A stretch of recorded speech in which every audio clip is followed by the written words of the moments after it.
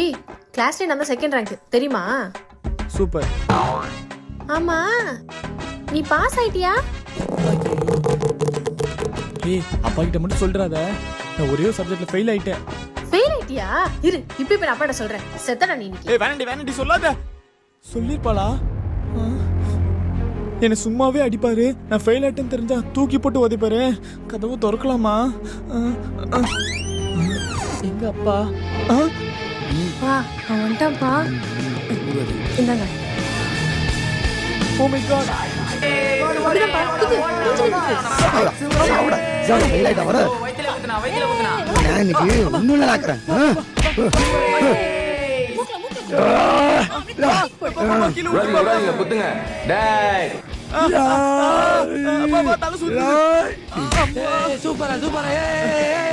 எக்ஸாம்ல ஃபெயில் ஆகுற ஃபெயிலு சாப்பிட